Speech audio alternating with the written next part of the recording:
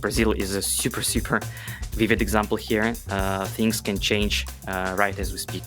So there are these requirements to certification today.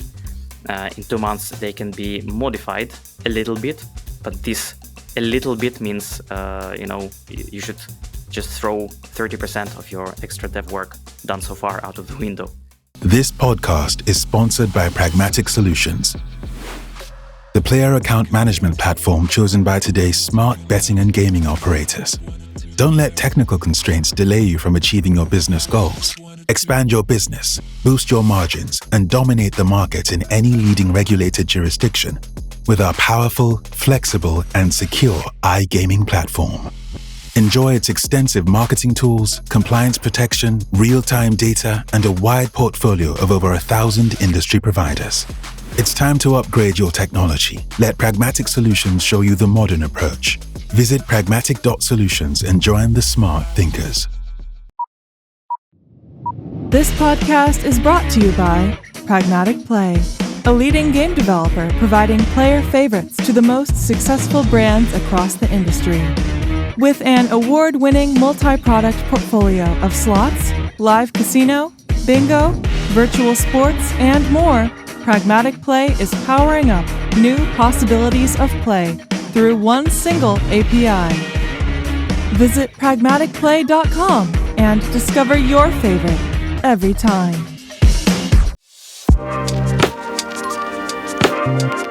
Bingo, bango, bongo. Max Trafimovich, CCO SOFTSWISS. Great to have you back on the podcast here today, my friend. How are you doing?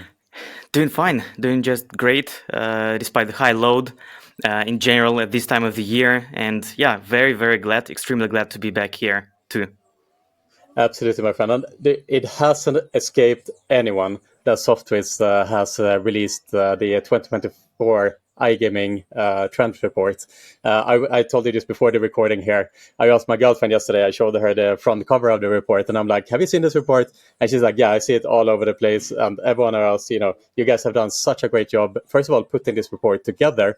It's 111 pages, basically summarizing the year that was in the industry and looking forward into 2025, but also the way that it's formatted, the professional way it's written, how you guys have created a campaign around it. Really, guys, like you are at the forefront of this type of content. There's very few brands who are able to create this type of initiatives. So I just want to kind of start by congratulating you guys to the excellent job you have done putting this report together. Thank you so much. Yeah, just trying to sustain the bar. That's all about it. Absolutely, my friend. And I wanted to dig into the report itself a little bit today. And for the listeners that are listening in here, you should definitely make sure to download this report as well. It's free to download, of course, and we will share the link in the description to this podcast as well. But maybe as a starting point, Max, do you want to kind of summarize the report a little bit? What is the purpose of this report? I believe it's the third year you put it together. Can you talk a little bit more, summarize why you put together this report? Well, the purpose is just to be noticeable and be relevant. Yeah, let's start from the most pragmatic purposes, which lie at the core of it, right? And we also want to show the industry and just anyone interested, like a researcher of the industry, that it is a mature industry, that there are some interesting trends happening inside it, and this report is an entry level, I would say, because we're just scratching the surface over there. It's not super in depth like a white paper.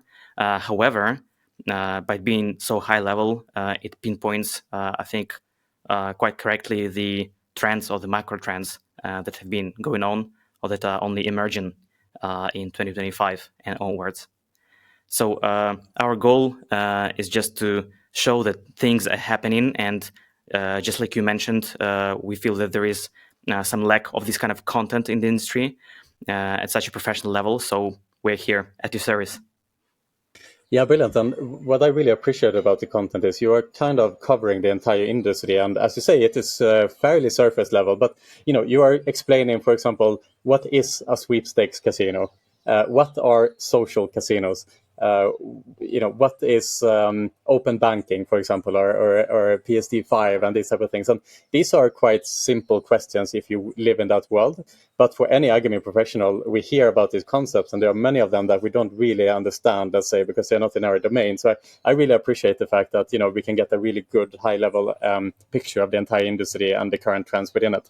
But I want to ask a second question here. So on the research methodology. So how have you gone about to create this report, and how was the data gathered to the report? Well, first of all, the backbone of it is in general our knowledge that we have within the company. It's expert knowledge, which not only permeates the business side of it, but also the tech side of it, the info security side of it in particular. And our guys, when preparing this report, they were asking internally a lot. And they were asking the same questions to a selected quite broad group of people. And they were, trying to find some average or sometimes juxtaposing the answers with each other and trying to find the right common differentiator. Then there was also the same kind of process towards a selected group of our clients and partners from the industry, because we cannot just rely on our own knowledge or our own perception. And then there was just some hardcore AI-powered analysis of the headlines that were making the news over the course of 2024 to date. And of course, by analyzing this cloud of headlines, you could also pinpoint some trends.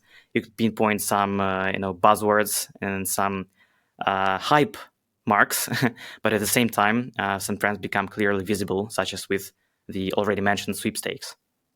So that was the mythology in 2 words. Brilliant. Yes, I saw that we were quoted as well as Next Zero as one of those sources. So I'm happy to see that as well, of course. I wanted to ask you as well about the industry outlook now that you got from this report. What would you say are the key trends and prospects within the industry at the moment? This brings me back to our previous Tete-a-Tete podcast. We were recording that one in January 23, and it was quite a turbulent time. There was an ongoing kind of crisis state within the IT industry in particular. There were mass redundancies. There was still some sort of crypto winter. And the key back then was to stay, on the crest of the wave, to remain profitable, to look at your financials more closely, to really ramp up your retention and really ramp up the operational side of it. So that was basically the state of mind back then. Now we are in December 23. Bitcoin is trading steadily at about 95k euro for about 2 weeks now. Things look brighter. Brazil, for example, is about to regulate. Some countries are about to re-regulate. So it's more of a fun time. Linkin Park is back in the game, and so on. Of course, some trends will stay, but the focus, the focus on different aspects of the business have shifted.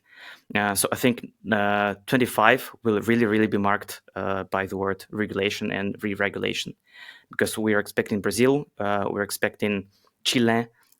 There are some waves in France. There are some more states which will embark on the path of regulation in the USA. We will see how previously took decisions materialize in the form of regulatory practices, for example, in Peru, for example, in Italy. And so I think this will be a very hot topic just about throughout the 2025. Brilliant, Max. And so you basically have broken down the report into 4 different segments. It's regulation, marketing, technology, and business development. And just to stay on the regulatory topic at the moment, one part of the report talks about the grey market growth in the UK and grey market growth in general. So I wanted to stay on that particular topic of UK for a moment. Why is the UK grey market growing, in your opinion? And what does it mean for global regulation in general? The UK market was put in the report just as a vivid and eloquent example of the general process that we observing and any researcher is observing pretty much worldwide, in Europe in particular, because in Europe there just has been more evidence and more time has passed, so we could observe those things happening. So the general trend that we see with the regulation is that the tendency for the state, for the regulator, for the bureaucratic system is to always tighten and tighten and tighten regulation, and of course this road is paved with good intentions, as always, but at some point it becomes too cumbersome for players, and especially if there are any increases in taxes, as in taxable gain from entertainment, such as gambling, that becomes a motivator for players to look if they can play elsewhere. And surprise, surprise, the internet is designed in such a way that it's easy for them to find such resources. And of course, as a law-obedient citizen, a player does not necessarily seek the gray market or black market, but the awareness of it is high. And for some people, the motivation with the ever-tightening regulation becomes high enough to participate in that market. And I'm not only talking about the financial motivation, such as the avoidance of taxes, which I do not support, but it is just the greater ease of play. For example, some jurisdictions put limit on bonuses and put limit on any marketing incentives that the operator can give out to players. And of course, this is done with player protection in mind. But if this gets past a certain threshold, if this gets past the point when playing in a particular regulated casino sportsbook is super uninteresting, and there is another example just a click away where things are super interesting, that's a motivation.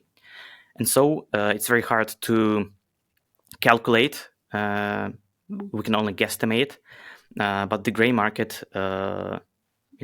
takes higher and higher proportions in countries such as the UK, Germany. I assume the same situation will happen in the Netherlands as they increase the taxes on operators year on year and make operators less interesting to players because they want to remain profitable. I think some fine balance needs to be stricken, and this holds true for any country. Yeah, it's a great observation, Max. And I read a study actually that some of the more prominent crypto casinos today, most players they see them as trustable as the top regulated or like highly regulated operators as well, which then begs the question, if the offer is better on one side, let's say, of the fence, then why should the players move towards the highly regulated offers? And on that note as well, I took note as well that you talk about kind of the fragmentation that is taking place within the regulatory environment at the moment, where the locally regulated markets are becoming more complex, let's say, to navigate from a regulatory point of view, and they are widely different from each other. There's no harmonization in regulation across continents or across the world. And so how should operators kind of prepare themselves to navigate that more and more highly fragmented regulatory landscape? Well, that's true. I fully support this observation because each country tries to come up with their very unique ways to protect the players and to tackle the legalization of gambling, and it's okay. And some countries basically have examples in front of their eyes, and they continuously try to be inspired by a regulation in another country to take the best from it, but still they adapt it and then they readapt it, and there are some political influencers that shape the final form of the regulation.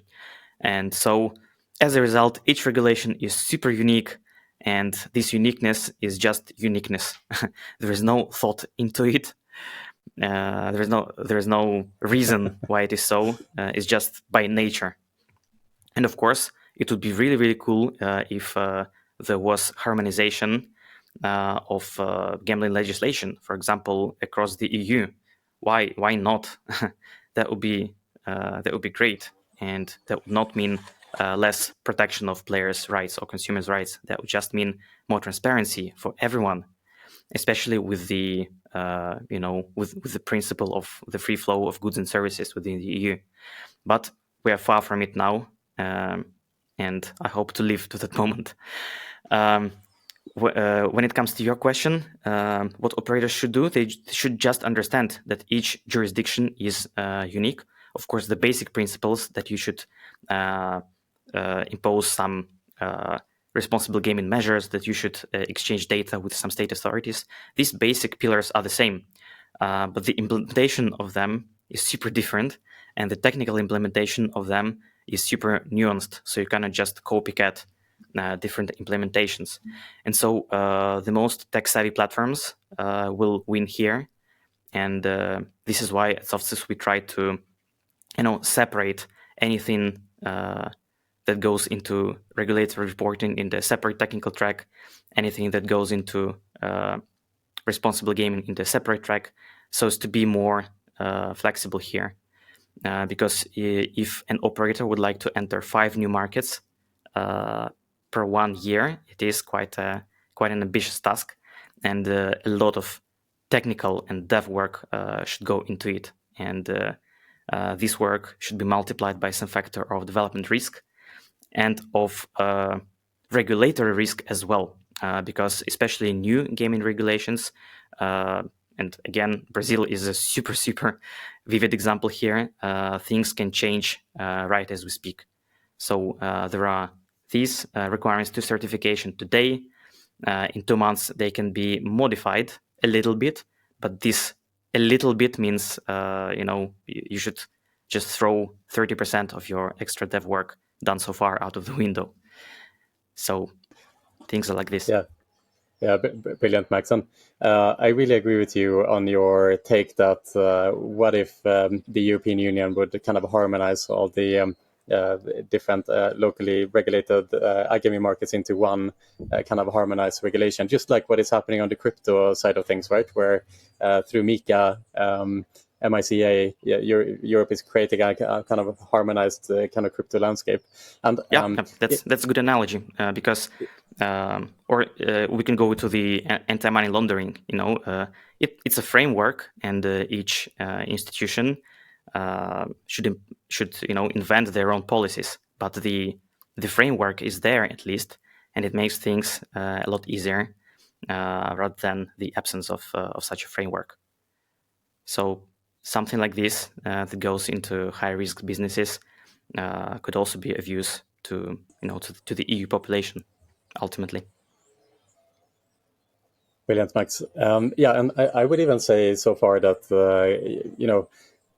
the number one way to kind of work against the black market operators and to give more leverage to the regulated environment is if we are able to create a more harmonized regulatory landscape, instead of, as you point out, where do you want to put your dev resources today to launch 5 new markets? It's incredibly complex, incredibly difficult. Then it would be a lot easier for the regulated operators to, of course, launch in many different markets under one simple rule set and focus on competing against the black market operators on a more level playing field. So I think that's a really interesting observation. And I would also say that what is stopping us today is it doesn't seem like we are, as an industry, that united and that organized as our American friends are, for example, through the American Gaming Association that is working with a lot of leverage, a lot of power, and a lot of resources. I think that we as an industry in Europe should really come together and support initiatives like the European Gaming Association, who is trying to actively lobby for gambling on a European level, but they really don't have the support that I think they deserve and that they need in order to then make these massive kind of overall arching changes. So definitely something to think about, that's for sure. I want to kind of switch topic into M&A for a moment as well. And I took note as well in the report that one of the observations is that we are seeing and we are moving more towards a more consolidated landscape, and we might see an uptick in M&A going forward. And so I want to just ask you, when is the right time for a company to consider M&A or market entry or tech access in general? Can you talk more about the M&A landscape today? Yeah, sure. Well, I believe that any time is good enough. If a company is mature enough, it has streamlined processes, it is it knows how to scale itself. When the company has entered such a stage, then just about any time is good to take a strategic decision and to become a strategic investor into some other company. It depends on your goals. We kind of just look at the world and say, "Oh, it's a good time," or "No, it's a bad time to take such decisions." It's like buying an apartment for yourself, not as an investor in real estate, but for yourself. The time is, there is never the perfect time. If the economy is developing, if you need this apartment pretty soon, like you're having a baby soon, for example, just go there and hope for the best. So I think it's the same with M&A. It's not how the market is looking right now. It is more if you as a company are ready to take that decision. And I'm talking about a strategic kind of investment where the target company is acquired for the purpose of further developing this product or further entering a new market, acquiring a new client base. I'm not talking about those investments where you buy a company, then grow it and sell in a few years. So yeah, I really think that as the industry matures, we'll see more M&A activity, and there will be some mega deals. There will be some maybe tens of billions of euro deals in the years to come, maybe. But I really think that as markets, as regulated markets open up, a lot of big international players will be acquiring some smaller companies as the different tools, for example, for BI or for AI emerge. They'll be acquired by the bigger B2B software companies. And so this is just natural state of evolution. The fact that there will be an uptick is just the sign of a maturing industry with more professional, institutionalized approach to M&As. Brilliant, Max. And SOFTSWISS, and you, of course, have been involved in your own M&A activities as well. Can you talk a little bit about the companies that you have decided to acquire and the M&A activity that SOFTSWISS has been involved with and the rationale behind it, perhaps? Well, I'd say we're just getting started, but we don't mean it to ever be similar to like a shopping spree. At this stage, we're not going to invest into dozens of companies or to just acquire them like this, like some IT giants like Salesforce have done over the course of their M&A career. So by now, we have invested and we have a minority stake in several game development studios. So we think as a group of companies that it doesn't suffice to have our own game content. And we have two studios, B-Gaming and one Spin for Win. But it also helps to create sort of a feast, a pack of content, which is diversified a bit. So where games don't look like each other, whether different mindsets, different creative teams working to deliver the games. So that has been done just for the diversification purposes. Besides that, at the end of last year, 2023, we acquired a majority stake in a South African gambling software provider for both retail and online called TurfSport. They have a very strong foothold on the local South African market. And we did it for the purpose of product diversification and for the purpose of getting a strong presence on the local market. And this market happened to be South Africa. I think it's a very exciting market. It is growing about 2 times faster right now than the overall worldwide industry average. It is characterized by very, very intricate regulation, where the regulatory framework is one, but there are some federal units, provinces, that each impose their own take on the regulation. There are very, very strong local players, and just I think actually one international player, and yeah, it's just a very exciting region that we discovered. And the most recent acquisition has been in the social casino company. It's an operator with a proprietary technology called Spin Arena, and it's been pretty recent. We are just, I could say, we're just studying the social casino and the social gaming landscape. But in general, this social gambling is quite exciting. Brilliant, Max. And talking about South Africa, I was speaking to. I was trying to kind of like understand the Africa market recently. I was speaking to an expert, and someone summarized the Africa market as like, well, there's basically South Africa, and then there's the rest, basically highlighting how big South Africa is as a market opportunity. Even though rest of Africa is obviously a huge opportunity as well, but it seems to be that South Africa is the place to be if you want to enter Africa. I want to move on as well, Max. So on the business development part of the report, you actually highlight something interesting and a bit contrarian, which is traditionally operators want to funnel players into casino, and that's where the best margins and the most profit is made out of the different product verticals. But you highlight the importance and the rise of sports betting as a potential growth mechanism. And so why has sports betting become such a central part to casino platforms? Well, it's not like a reverse situation, right? It's not a U-turn of the trend. Casino as a vertical and sports betting as a vertical have always been growing hand in hand. And in a lot of countries where the regulation was done early, sports betting was a little bit larger than casino, and the casino was kind of picking up. I think over the past several years, especially with the introduction of and the popularity of crash games, all eyes were on the casino side.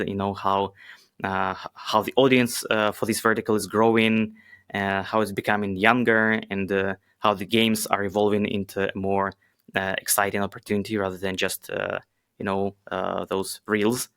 And sportsbook was kind of old brother, old dog, where nothing new was happening or nothing particularly exciting was happening. And at least I got this perspective sometimes, but it's not the case. First of all, there are a lot of emerging markets where the audience for sports betting and the culture of sports betting has been predominant. Right. Plus, there is quite a lot of innovation happening in the world of sports betting, and it's coming both from worldwide facing crypto casinos, from some Asian markets, and from the US markets, where, of course, sports betting has gained much more regulatory spotlight versus the casino vertical. So things like eSports, things like bet builders, this is all something that the industry is talking about, and for a reason. Brilliant, Max. Yeah, and I think bet builder, especially from a US perspective, where the industry is quite limited on the casino side. Operators are thinking a lot about how to create a more fast-paced, exciting, high volatility environment using the sports betting environment. So it's an interesting movement for sure. You also mentioned esports betting, and as an outsider, as someone who is observing the industry, a layman like myself, it felt to me that esports had its peak during the pandemic. Or let's say esports betting had its peak during the pandemic, where a lot of investment were flowing into companies that were trying to grow within the esports betting space. Some of those companies, they came and went, and not much came out of that at the end. It felt like from an outside, but you actually highlight esports betting as one of the most interesting trends moving forward. So can you talk a bit more on the rise of esports betting, and should operators once again really dedicate time and resources into this segment? Yeah, sure. This is first of all, the peak was during the pandemic, just for the reason of the sheer absence of normal flesh and blood, let's say, sports events, and of course it was on the rise for the reason of the lack of any alternatives. But of course, the interest in esports is growing. It's becoming an industry that is very huge. That is just like iGaming, getting more and more mature, institutionalized, and of course, there will always be an influx of new players interested in betting on their favorite teams, betting in their favorite tournaments, and it's just like a natural, I would even say, sort of demographic situation that we have here. And yeah, I really believe that any serious bookmaker should also take esports bets, which also happening worldwide. Brilliant, Max. And it hasn't escaped anyone, I think, that we've run through this podcast talking about trends of 2024 and onwards without even one time mentioning the word AI. So I want to talk about anti-trends. So looking into 2025, what trends should companies avoid? And do you still see AI then as still valuable, and or have we passed the kind of hype cycle? Well, to answer the AI part of the question, is definitely not past the hype cycle, but maybe the definition of the hype has changed. Now we're in the eternal hype, and so we're kind of familiar with the idea that AI is on the rise. For sure, AI is a valuable tool for many. It's a valuable tool for developers, for copywriters, for marketing people who work on the creative ad campaigns and creative assets in general. And of course, it's such a good helping hand. It helps pretty much in all the in all the aspects of a software business or of an iGaming business as well. The only thing is that right now the super personalized customer support by voice is still not super developed, and of course things are getting bolder and brighter, and maybe 1 year from now it will all be solved, because things in this space happen very fast, like this, not in a linear fashion. But yeah, right now operators should be very, very careful when they talk to players using AI tools. They may trigger the communication with players using AI tools. Of course, this is a must now. But to actually talk to them, yeah, sometimes it's a soul-wrenching experience. Brilliant, Max. And final question for you here today. I really enjoy doing this now once a year with the team of SOFTSWISS, and so clearly in 1 year's time, I hope that we will be back here. And what are the expectations, let's say, in a year from now or throughout 2025? What key opportunities and challenges will we be facing in the upcoming year? I believe there won't be. Well, I hope. I hope there won't be any new challenges appearing and any famous last words, my friend. Yeah. All right. I think no black swans flying in or flying by. I just hope that the challenges will stay pretty much the same. Yeah, it's of course regulation, as in compliance, inch-to-inch compliance with the regulation, and basically navigating this landscape, and of course the cybersecurity. I think we live in the world where a lot of cyber security attacks and hacker attacks will happen at a faster pace. We all know about some countries that do it on a governmental level at scale. We all know how big prizes these groups have been able to take from various companies in any online or IT-heavy industries or IT-heavy production kind of industries. So especially with the advent of AI, such attacks will become more intricate, and such attacks will really pose a threat to a lot of businesses all over the world. So what any company with an IT department should do is it should educate, first of all, its people on how to safeguard against such attacks. And of course, it should introduce some mechanisms already now centered around prevention and early detection of such risks and of such attacks. And we have a whole branch, a whole big department, SOFTSWISS, that is centered exactly around that.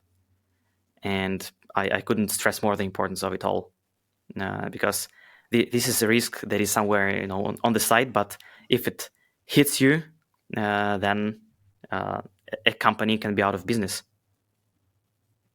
But Yeah, let's finish on the bright note. Yes. I just think that this year will be characterized by more confidence of iGaming companies and of iGaming software companies to grow, to invest into their technology, to invest into their people as well, to become leaner and more efficient, and we'll just have maybe more fierce, but also more exciting, more fun, and more creative competition as a business. Brilliant, Max. It is incredible how much can change in just a short little year.